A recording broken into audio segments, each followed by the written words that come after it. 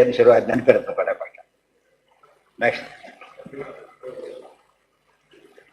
ಶ್ರೀಯಪ್ಪತ್ತೇ ನಿತ್ಯ ಗಣಿತ ಗುಣಮಾಣಿಕ್ಯ ವಿಶದ ಪ್ರಭಾ ಜಾಲೋಲ್ಲಾಸೋಭತ ಸಕಲಾವದ್ಯ ತಪಸೆ ಜಗಜ್ಜನ್ಮಸ್ಥೇಮ ಪ್ರಳಯ ರಚನಾಶೀಲವಪುಷೇ ನಮೋ ಶೇಷಾಮ್ನಾಯ ಸ್ಮೃತಿಹೃದಯ ದೀಪ್ತಾಯ ಹರಯೇ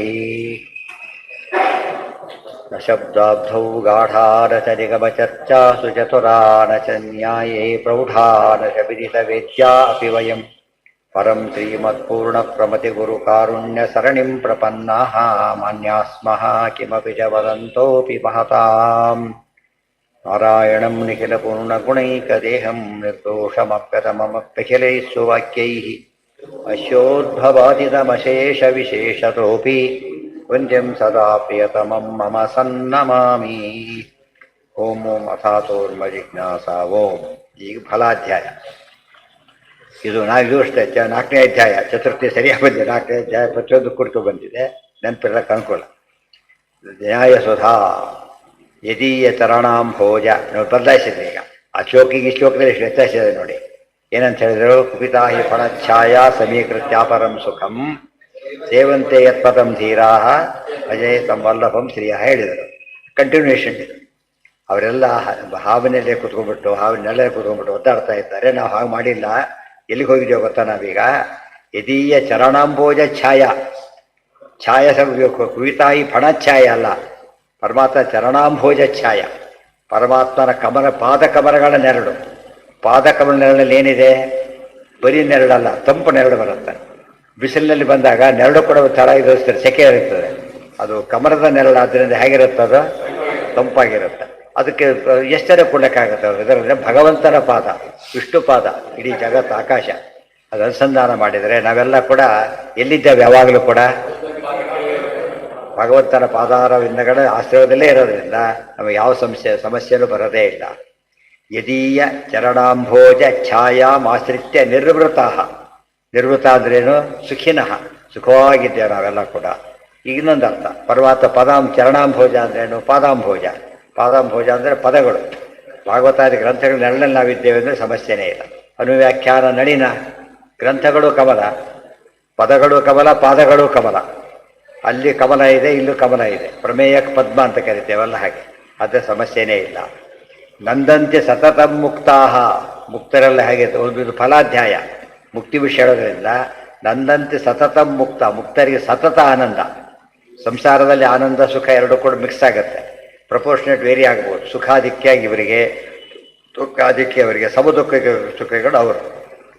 ಎಲ್ಲ ಕಡೆ ಬೋಧವಿತ ತಿಳ್ಕೊಂಡಿರ್ಬೇಕು. ಇತಿ ಭಾಷ್ಯಂ. ನಂದಂತಿ ಸತತಂ ಮುಕ್ತಾಹ. ಅದಕ್ಕೆ ನಾವೇನು ಮಾಡ್ತೇವೆ ಈಗ? ತಮ್ಮ ಶ್ರೀಯಃಪತಿಂ ಸಂಶ್ರಯ. ಆ ಶ್ರೀಯಃಪತಿಯನ್ನು ನಾವು ಆಶ್ರಯಿಸ್ತೇವೆ. ಪ್ರತಿ ಸತ್ಯನೂ ಪ್ರತಿ ಇದರಲ್ಲೂ ಕೂಡ ಅವ್ರೇನು ಹೇಳಿದ್ದಾರೆ? ಪದವ್ಯಾಸ ಹೇಳಬೇಕಾದ್ರೆ ಆದ್ಯಂತಯೋ ಶ್ರೀಕಾರಯುಕ್ತತ್ವ. ಆದಿಯಲ್ಲಿ ಶ್ರೀ ಶುರುವಾಯಿತು, ಕೊನೆಗೆ ಮಹಾಭೂತಿ ಭೂತಿ ಬಂತು. ಅದು ಒಂದರ್ಥ. ಅಷ್ಟೇ ಅಲ್ಲ, ಪ್ರತಿ ಸರ್ಗದ ಪ್ರತಿ ಅಧ್ಯಾಯದ ಮೊದಲು ಶ್ರೀ ಶಬ್ದ ಉಪಯೋಗಿಸುತ್ತಾರೆ. ಹುಡುಕಿ ನೋಡಿ. ತಂಭಜೆ ವಲ್ಲಭಂ ಶ್ರೀಯ ಅಲ್ಲಿ ಬಂತು, ಇಲ್ಲಿ ಮತ್ತೆ ಶ್ರೀಯ ಬಂತು. ಶ್ರೀಯಪತ್ಯ ಇದ್ದೇ ಇದೆ ಮೊದಲಾಗಿ. ಎರಡನೇದರಲ್ಲೂ ಹಾಗೆ ಇದೆ. ಏನಂತ ಹೇಳಿದ್ದಾರೆ? ಯತ್ಪದಂ ವೇದ ಸಂವೇದ್ಯಂ ಕಟಾಕ್ಷೇಣಾಪಿ ವೀಕ್ಷಿತಂ ನಕ್ಷವಂತಿ ತಂಭಜೆ ತಮುಪಾಸೆ ಶ್ರೀಯಪತಿ. ಮೂರು ಕಡೆ ನಾಲ್ಕು ಕಡೆ ಇರೋದ್ರಿಂದ ಆದ್ಯಂತ ಆದಿಂದ ಅಂಥದವರಿಗೂ ಕೂಡ ಏನು ಉಪಯೋಗಿಸಿದ್ದಾರೆ ಅವರು? ಶ್ರೀಕಾರ ಉಪಯೋಗಿಸಿರೋದ್ರಿಂದ ಇದು ಶ್ರೀಕರ ಗ್ರಂಥ ಅಂತ ಅರ್ಥ. ಶ್ರೀಕರ ಗ್ರಂಥ. ಶ್ರೀಕರ ಗ್ರಂಥಕ್ಕೆ ಇನ್ನೊಂದು ಅರ್ಥ ಆಗುತ್ತೆ. ಸಂಪತ್ತು ಕೊಡುತ್ತೆ ಅಷ್ಟಲ್ಲ, ಸಂಪತ್ತು ಕೈಗೆ ಬರುತ್ತೆ ಅಂತ ಅರ್ಥ. ದೂರ ಹುಡ್ಕೊಂಡು ಹೋಗಿ ಏನಾಗತ್ತದ? ಕೈ ತೆಗೆದ್ರೆ ಸಂಪತ್ತಿರ್ಬೇಕು, ಆ ರೀತಿ ಬರುತ್ತೆ ಅಂತ ಹೇಳ್ತಾರೆ. ಅಷ್ಟೋದ್ರ ಮಹಿಮೆ. ನಂದಂತೆ ಸತತಂ ಮುಕ್ತಾಹ. ಸತತಂ ಅಂತ ಹೇಳಿದರೆ ನಚ ಪುನರಾವರ್ತತೆ ಮಾಮುಪೇತ್ಯತ ಕೌಂತೆಯ ಪುನರ್ಜನ್ಮ ನ ವಿದ್ಯತೆ. ಸತತಂ ಗ್ಯಾಪ್ ಅಂದರೆ ಹೊರಟೋಯ್ತರಿಗೆ. ತಂ ಶ್ರೀಯಃಪತಿಂ ಫಲಂ ನಿಗದ್ಯತೆ ಅಸ್ಮಿನ್. ಇಲ್ಲಿ ಸ್ವಾರಸ್ಯ ಇದೆ. ಜನಗಳು ಏನು ಮಾಡ್ತಿದ್ದಾರೆ ಈಗ? ಸುಖ ಬೇಕು ಅಂತೇಳಿ ಸಂಪತ್ತನ್ನು ಆಶ್ರಯಿಸ್ತಾ ಇದ್ದಾರೆ. ನಾವು ಹಾಗಲ್ಲ, ಸಂಪತ್ತಿನ ಅಧಿಪತಿಯನ್ನು ಆಶ್ರಯಿಸ್ತಾ ಇದ್ದೇವೆ. ಡಿಫರೆನ್ಸ್ ಗೊತ್ತಾಯ್ತಾ? ಪ್ರಕೃತಿ ಅಂದರೆ ಮಹಾಲಕ್ಷ್ಮಿನೇ, ಪ್ರಕೃತಿ ಪತಿ ನಾರಾಯಣ ಪುರುಷ. ಸೊ ಪ್ರಕೃತಿ ಪುರುಷರಲ್ಲಿ ಸೈನ್ಸು ಪ್ರಕೃತಿ ಬಗ್ಗೆ ಭಾರಿ ಡೆವಲಪ್ ಮಾಡಿಕೊಟ್ಟು ಮೈ ಮರೆಸಿಬಿಡ್ತು. ಕೂತಲ್ಲೇ ಎಲ್ಲ ಆಗ್ಲಿಕ್ಕೆ ಶುರುವಾಯಿತು. ಇದು ಪ್ರಕೃತಿಗೆ ಜನ ಮುಗ್ಧರಾಗಿಬಿಟ್ರು. ಆದರೆ ಮೇಲೇನಿದ್ದಾರೆ ಈಗ ಪುರುಷ ಇದ್ದಾರೆ. ಪುರುಷರನ್ನು ಆಶ್ರಯಿಸಿದರೆ ವಿಷ್ಣು ಭಕ್ತರು, ಪ್ರಕೃತಿ ಆಶ್ರಯಿಸಿದರೆ ಲಕ್ಷ್ಮೀ ಭಕ್ತರು. ಅಂತೂ ಎರಡೇ, ಬೇರೆದೇ ಇಲ್ಲ. ಲಕ್ಷ್ಮೀ ಅದೇ 12ನೇ ಅಧ್ಯಾಯದಿಂದ ಹೇಳಿ ಹಾಗೆ ಭಗವದ್ಗೀತೆ 12ನೇ ಅಧ್ಯಾಯ. ಯಾರು ಲಕ್ಷ್ಮೀ ಉಪಾಸನೆ ಮಾಡ್ತಾರೋ ಅವ್ರಿಗೆ ಕಷ್ಟ ಜಾಸ್ತಿ ಅಂತ ಹೇಳಿದರು. ಅದಕ್ಕೆ ಕಷ್ಟ ಜಾಸ್ತಿನೇ ಇರೋದು. ಸಂಪತ್ತು ಇಟ್ಕೊಂಡ್ರೆ ಬರೀ ಕಷ್ಟ, ರೊಕ್ಕ ಎರಡಕ್ಕೂ ದುಃಖ ಕಾಣಕ್ಕ. ಸಂಪಾದನೆ ಮಾಡೋದು ಕಷ್ಟ, ಇಟ್ಕೊಳ್ಳೋದು ಕಷ್ಟ, ಉಪಯೋಗಿಸೋದು ಕಷ್ಟ, ಥ್ರೋಔಟ್ ಕಷ್ಟದಲ್ಲೇ ಇರೋದ್ರಿಂದ ಅವರಿಗೆ ಏನು ಹೇಳ್ತಾರೆ ಅದಕ್ಕೆ ದೇಶ ಅಧಿಕತರಸ್ತೇಷ, ಭಾರಿ ದುಃಖ ಪಡಬೇಕಾಗತ್ತೆ. ದೇವರು ಸಾಧ್ಯ ಭಾರಿ ಸುಲಭ. ಏವ ಫಲಂ ನಿಗದ್ಯತೆ ಅಸ್ಮಿನ್ ಅಧ್ಯಾಯೇ ಭಾಷ್ಯ ಫಲನಿರೂಪಣಸ್ಯ ಇದಾನೀಂ ಕಾ ಸಂಗತಿರಿತ್ಯತಃ ಸಂಭವಂತ ಟೀಕಾ ಬರೀತಾರೆ. ಈಗ ಫಲಂ ನಿಗದ್ಯತೆ ಅಸ್ಮಿನ್ ಅಧ್ಯಾಯ ಇಲ್ಲಿ ಹೇಳಿಲ್ಲ ಅಂತ ಕೇಳಿದ್ರೆ ಭಾಷ್ಯದಲ್ಲಿ ಹೇಳಿದ್ದಾರೆ, ಸೇರಿಸ್ಕೋಬೇಕು ಅಂತ ಅರ್ಥ.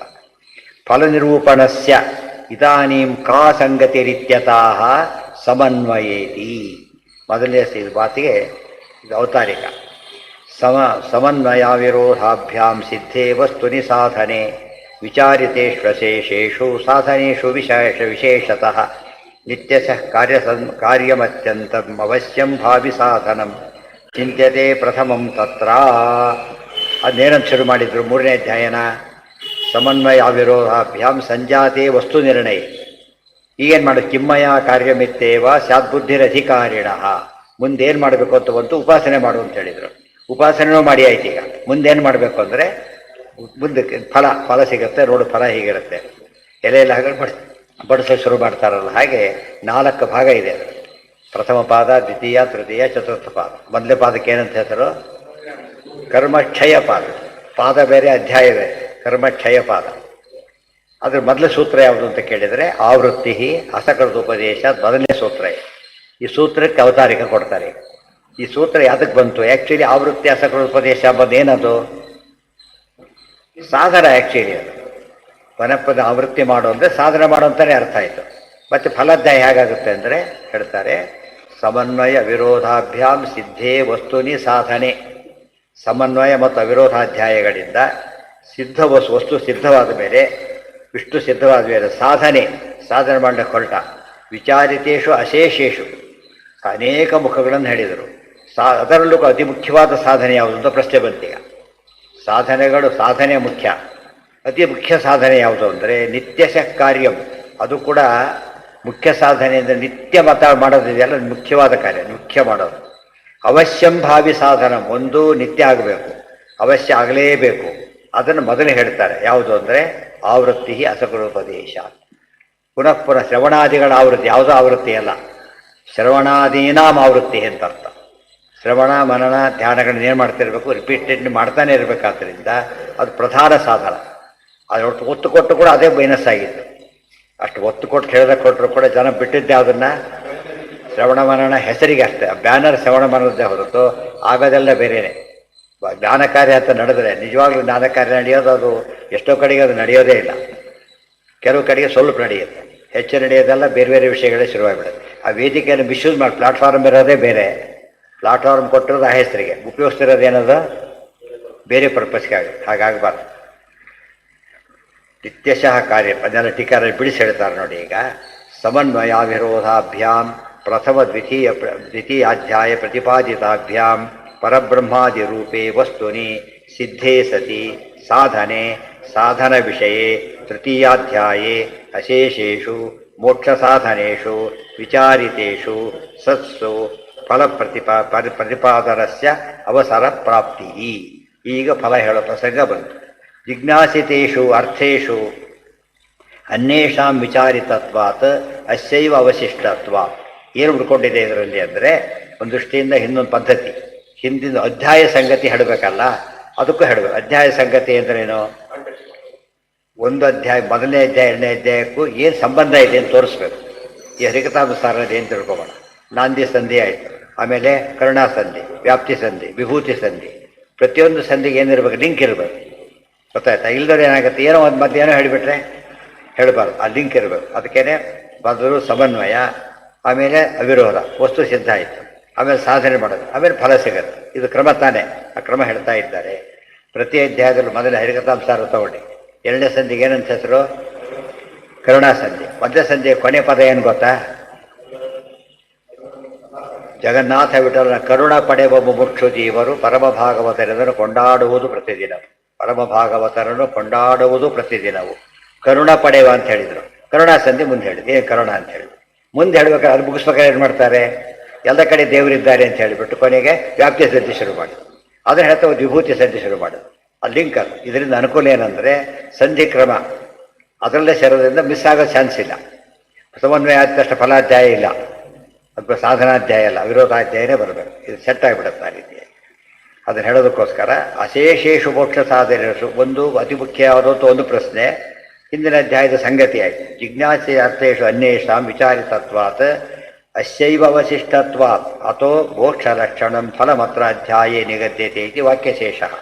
ಮುಖ್ಯವಾಗಿ ಮೋಕ್ಷದ ಫಲ ಹೇಳ್ತಾ ಇದ್ದಾರೆ ಅಂತ ತಾತ್ಪರ್ಯ.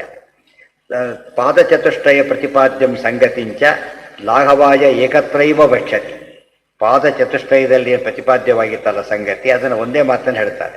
ತತಶ್ಚ ಫಲವಿಷಯಸ್ಮಿನ್ ಅಧ್ಯಾಯೇ ಕರ್ಮನಾಶಾಖ್ಯಂ ಫಲಂ ಪ್ರಥಮಪಾದೇ ನಿಗದ್ಯತೆ ಇತ್ಯುಕ್ತಂ ಭವತಿ ತಸ್ಯ ಅಪವಾದವಃ ವಿಶೇಷತಃ ಇತಿ. ಅದಕ್ಕಿಂತ ಮುಂಚೆ ಒಂದು ವಿಷಯ ಹೇಳ್ತಾರೆ. ಚತುರ್ಥಸ್ಯ ಪ್ರಥಮ ಪಾದೇ ಪ್ರಥಮಂ ಕೈಶ್ಚಿತ್ ಸೂತ್ರೈಃ ಸಾಧನಮೇವ ಚಿಂತ್ಯತೆ. ಎಲ್ಲೂ ಕೂಡ ಒಂದು ಸ್ವಾರಸ್ಯ. 4ನೇ ಪಾದದಲ್ಲಿ ಮೊದಲು ಕೆಲವು ಸೂತ್ರಗಳ ವಿಷಯ, ಸಾಧನಾಧ್ಯಾಯದ್ದೇ ವಿಷಯ ಕಂಟಿನ್ಯೂ ಆಗಿದೆ. ಯಾಕೆ ಉಪಾಸನೆಯ ಪ್ರಧಾನ ಅಂಶ ಹೇಳ್ತಾ ಇದ್ದಾರೆ ಅದರೊಳಗೆ, ಮೋಸ್ಟ್ ಇಂಪಾರ್ಟೆಂಟ್. ಆದ್ದರಿಂದ ಬರೀ ಒಂದು ಕೈಶ್ಚಿತ್ ಸೂತ್ರ, ಬರೀ ಒಂದೇ ಸೂತ್ರ ಅಲ್ಲ, ಕೆಲವು ಸೂತ್ರಗಳಿಂದ ಸಾಧನವನ್ನೇ ತಿಳಿಸ್ತಾ ಇದ್ದಾರೆ. ಕಥಂ ವಿಶೇಷತಃ ಪರಮಾದರೇಣ ನಿತ್ಯಶೋ ನೈರಂತರ್ಯೇಣ ಚ ಕಾರ್ಯವಿತಿ. ವಿಶೇಷ ಸಾಧನ, ಪರಮಾದರಣ ಮಾಡತಕ್ಕಂಥ ಸಾಧನ, ನಿತ್ಯದ ಸಾಧನ ಮತ್ತು ನಿರಂತರ ಸಾಧನ. ಅದ್ಯಾವುದು ಅಂದರೆ ಇದು. ಅದನ್ನೇ ಪ್ರಹ್ಲಾದ ಹೇಳಿ ಏನು ಓದ್ತಿ ಅಂದರೆ ಶ್ರವಣಂ ಕೀರ್ತನಂ ವಿಷ್ಣೋ ಸ್ಮರಣಂ ಪಾದ ಸೇವನಂ ಅರ್ಚನಂ ವಂದನಂ ದಾಸ್ಯಂ ಸಖ್ಯಂ ಆತ್ಮನಿವೇದನಂ. ಹಿಂದೆನೂ ಹೇಳಿದ್ದಾರೆ ಇಲ್ಲೂ ಕೂಡ. ಶ್ರವಣಾದಿ ವಿನಾನೈವ ಕ್ಷಣಂ ತಿಷ್ಠೇದಪಿ ಕ್ವಚಿತ್. ಆ ಒತ್ಕೊಡ್ಲಿಕ್ಕೆ ಆವೃತ್ತಿ ಅಂತ ಕರೆದು. ಆವೃತ್ತಿ ಅಂತ ಹೇಳಿದ್ದರಿಂದ ಯಾವುದರ ಆವೃತ್ತಿ? ಈಗ ಶ್ರವಣ ಮನನ ಧ್ಯಾನ, ಶ್ರವಣಾವೃತ್ತಿ ಮನನಾವೃತ್ತಿ ಮತ್ತು ಧ್ಯಾನಾವೃತ್ತಿ ಮಾಡ್ತಾ ಹೋದರೆ ಸಿಗತ್ತೆ. ಚತುರ್ಥ ಮೋಕ್ಷ ಸಿದ್ಧವು ಅತ್ಯಂತ ಅವಶ್ಯಭಾವಿ. ಮೋಕ್ಷ ಸ್ಥಿತಿ ಆಗಲೇಬೇಕು, ಅದಕ್ಕೆ ಇದಮುಕ್ತಂ ಭವತಿ. ತೃತೀಯೇ ಅಧ್ಯಾಯೇ ಯಾನಿ ಸಾಧನಾನಿ ವಿಚಾರಿತಾನಿ ತೇಷ್ವೇವ ಕೇಷಾಂಚಿತ್ ಪರಮಾತರ ನೈರಂತರ್ಯಾಭ್ಯಾವನುಷ್ಠೇಯತ್ವಂ ಅತ್ರ ಆದೌ ಪ್ರತಿಪಾದ್ಯತೆ.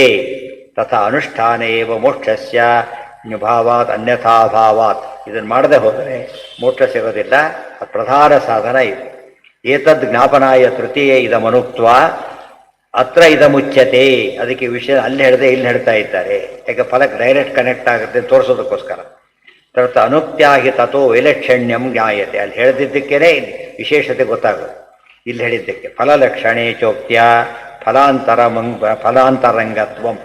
ಫಲಕ್ಕೂ ಸಾಧನಕ್ಕೂ ಅಂತರಂಗತ್ವ ಅಂದರೆ ಇಂಟರ್ನಲಿ ಕನೆಕ್ಟೆಡ್.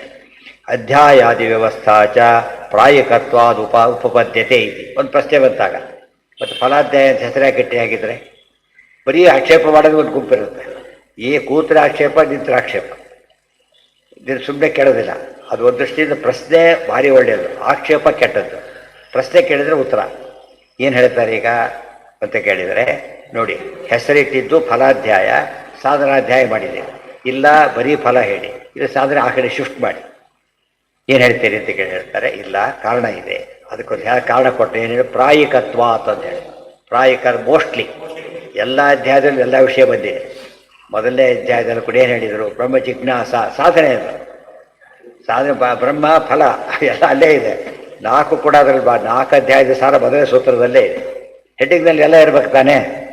ಅದರಿಂದ ಸರಿಯಾಗಿದೆ. ಅದೇ ರೀತಿ ಮುಂದೆ ಹೇಳ್ಬೇಕಾದ್ರೆ ತತ್ವಶಾಸ್ತ್ರ ಏನಿತ್ತು ಅದು ಸಾಧನೆ. ಶಾಸ್ತ್ರ ಓದ್ರೆ ಅಂತ ಅರ್ಥ ಎಲ್ಲ ತಿಳಿಸ್ತಾ ಬಂದಿದ್ದಾರೆ. ಮುಂದೆ ಅರ್ಥಶಬ್ದದಿಂದ ಫಲ ಹೇಳ್ಬಿಟ್ಟಿದ್ದಾರೆ. ಅರ್ಥಶಬ್ದದಿಂದ ಫಲಾಧ್ಯಾಯನ ಬಂದುಬಿಟ್ಟಿದೆ, ಎಲ್ಲ ಬಂದಿದೆ. ಆದರೆ ಪ್ರಾಯಿಕ ಎಲ್ಲಿ ಅದು ಕರ್ಮ ಪ್ರಚುರ, ಜ್ಞಾನ ಪ್ರಚುರ, ಕರ್ಮಯೋಗ ಜ್ಞಾನಯೋಗ ಅಂತ ಹೆಸರು ಯಾತಕ್ಕೆ ಬಂತು ಅಂದರೆ ಪ್ರಾಧಾನ್ಯ ಇಟ್ಕೊಂಡು ಹೇಳಿದ್ದಾರೆ. ಇಲ್ಲೂ ಹಾಗೇನೆ, ಎಲ್ಲೆಲ್ಲಿ ಶಾಸ್ತ್ರದಲ್ಲಿ ಹೇಳ್ತಾರೋ ಹಾಗೆ ತಿಳಿಬೇಕು ಅಂತ ಅರ್ಥ. ಪ್ರಾಧಾನ್ಯ ಓಂ ಆವೃತ್ತಿ ರಸಗುರುಪದೇಶ ಅಧಿಕಾರೇಣ ಉತ್ಥಾನ ಕಾರಣಂ ಅಧಿಕರಣೋತ್ಥಾನ ಕಾರಣಂ ದರ್ಶಯತಿ ಶ್ರವಣಾದೀತಿ.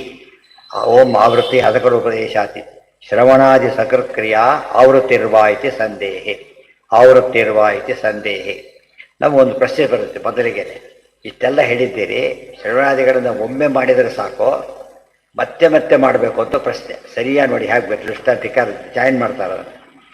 ಒಮ್ಮೆ ಮಾಡಿದರೆ ಸಾಕು, ಸಾಧನೆ ಎರಡು ವಿಧ. ಕೆಲವು ಒಮ್ಮೆ ಮಾಡಿದರೆ ಸಾಕು, ಕೆಲವನ್ನ ಮತ್ತೆ ಮತ್ತೆ ಮಾಡಬೇಕು.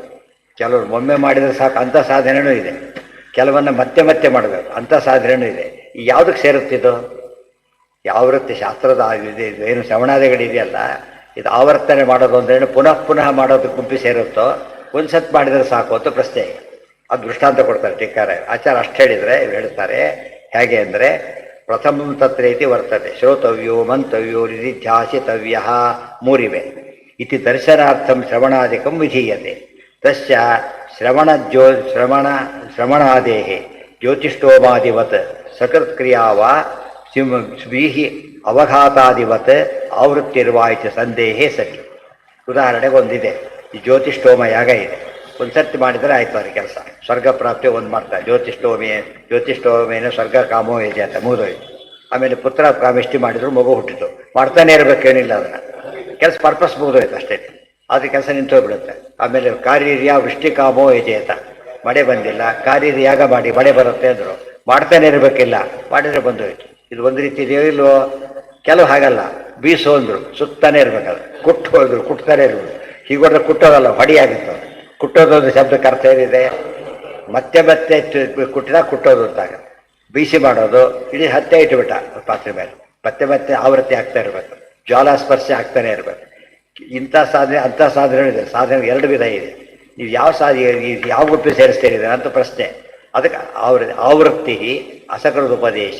ಆವೃತ್ತಿ ಮಾಡೋ ಸಾಧನೆ ಹೊರತು ಏನಲ್ಲ ಇದು, ಒಂದ್ಸರ್ತಿ ಮಾಡೋ ಸಾಧನೆ ಅಲ್ಲ ಇದು. ಕೆಲವನ್ನ ಒಂದ್ಸರ್ತಿ ಮಾಡಿದ್ರೆ ಸಾಕು. ದೇವ್ರ ಪೂಜೆ ಒಂದ್ಸರ್ತಿ ಮಾಡಿದ್ರೆ ಸಾಕು, ದಿವಸಾನು ಮಾಡ್ತಾನೆ ಇರ್ಬೇಕು. ಸಂಧ್ಯಾನ ದಿವಸಾನು 3 ಸತ್ ಮಾಡಬೇಕು, ಕೆಲವು ಒಂದ್ಸತ್ ಮಾಡಬೇಕು. ಯಾವುದೆಲ್ಲ ಯಾವ ಗುಂಪಿ ಸೇರುತ್ತೆ ಉತ್ತರ ಕೊಟ್ಟು, ನಾವು ಸೇರಿಸಿದ್ದಂದ್ರೆ ಯಾವುದೋ ಮಾಡಬಾರ್ದು ನಮ್ಮ ಗುಂಪಿ ಸೇರಿಸಿರೋದು. ನಾವು ಸೇರಿಸೋದು ಆ ಗುಂಪಿಗೆ. ವಿಶ್ವಾಗ್ರು ಒಮ್ಮೆ ಮಾಡಬೇಕು ಅಂತ ಕೆಲವರು, ಒಮ್ಮೆ ಇವೆಲ್ಲ ಮಾಡ್ತಾನೆ ಇರಬೇಕು ಅಂತ ಸಿದ್ಧಾಂತ. ಪೂರ್ವಾಕ್ಷ ಬೀಜಂಚ ನ್ಯಾಯ ವಿವರಣೆ ಸ್ಪಷ್ಟ. ಇನ್ನೂ ಬೇಕು ಅಂದರೆ ಮನೆಯವರನ್ನ ಹೇಳಿದ್ದಾರೆ, ಓದ್ಕೊಳ್ಳಿ ಅಂತ ಹೇಳ್ತಾರೆ. ಸಕೃತ್ ಕ್ರಿಯೆ ಇತಿ ಪೂರ್ವಪಕ್ಷೇ ಚ ಸತೀತ್ಯಪಿ ಗ್ರಾಹ್ಯಂ ವಿತವಧಿಕರಣ ಮಾರಪಿ. ಪ್ರಶ್ನೆ ಉತ್ತರ ಕೊಡಲಿಕ್ಕೆ ಹೊರಟಿದ್ದಾರೆ. ಸೂತ್ರಂ ವ್ಯಾಖ್ಯಾತಿ ಕರ್ತವ್ಯ. ಸೂತ್ರದ ಅರ್ಥ ಏನು ಅಂದರೆ ಮುಂದೆ ಹೇಳ್ತಾರೆ, ನಾಳೆ ದಿವಸ. ಆವೃತ್ತಿ ಅಂದರೆ ಏನು, ಯಾವುದ್ರ ಆವೃತ್ತಿ, ಯಾಕೆ ಹೇಳೋದಿಲ್ಲ ಅಂದರೆ ಸೂತ್ರ ಅದು ಎಲ್ಲ ಹೇಳೋದಿಲ್ಲ ಅವರು. ಸೂತ್ರದಲ್ಲಿ ಏನು ಹೇಳ್ತಾರೆ, ಅತಿ ಮುಖ್ಯವಾದ ಭಾಗ ಮಾತ್ರ ಹೇಳ್ತಾರೆ. ಆದ್ದರಿಂದ ಎಲ್ಲ ಯಾಕೆ ಹೇಳಿದ ಅಂತ ಕೇಳಬಾರ್ದು. ನಾಳೆ ಹೇಗಿದ್ರು